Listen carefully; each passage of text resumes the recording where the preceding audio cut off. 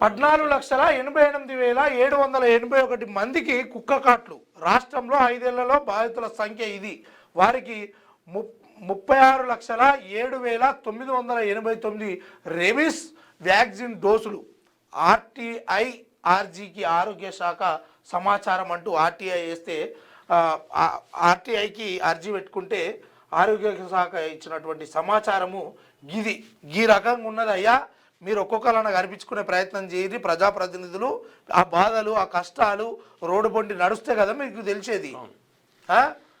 అయితే కోర్టు ఏం చెప్పిందంటే ఈ కుక్క కాటు విషయంలో ఎవరికైనా కుక్క గారిస్తే దానికి ప్రభుత్వం భారీగా పరిహారం చెల్లించాల్సి ఉంటుంది. తర్వాత ఈ జంతు ప్రేమికులు కుక్కల ప్రేమికులు ఎవరు ఉన్నారో వాళ్ళు కూడా బాధ్యత వహించాలని చెప్పేసి సుప్రీంకోర్టు ఇచ్చింది. దీనికి నిరసనగా ఇందిరా పార్కులో పెద్ద ధర్నా చేసిరు. కుక్కల మీద ఇట్లా విశ్వాసం లేకుండా పోతుందా, జంతువుల్ని ప్రేమించాలి కదా, అవి కూడా ఒక జీవులే కదా అని చెప్పేసి ప్రెస్ మీట్లకు వచ్చి ఎవరు రేణు దేశాయ్, తర్వాత యాంకర్ రష్మి, ఇంకొకరు వీళ్ళంతా వచ్చి ప్రెస్ మీట్ పెట్టిరు. ఇంకొక ఆమె ఏకంగా ఆమె నెంబర్ చెప్పలేదు. నెంబర్ చెప్పకుండా కుక్కలేనన్నా కనబడితే మీకు ఇబ్బంది పెడితే మాకు ఫోన్ చేయని నేను వచ్చి తీసుకుపోతా అన్నది.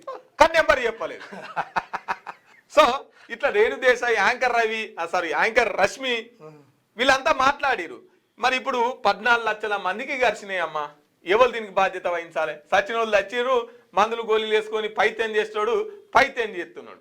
నేనేమంటున్నా అంటే వాటిని చంపకుండా వాటిని మొత్తమే నిర్మూలించకుండా దాన్ని ఒక ప్రత్యేకమైన ప్రదేశంలో పెట్టుర్రి, దానికంటే ఒకటి ఏర్పాటు చేసి అక్కడ సాదుర్రి. మరి ఏం చేస్తాం? తప్పదిగా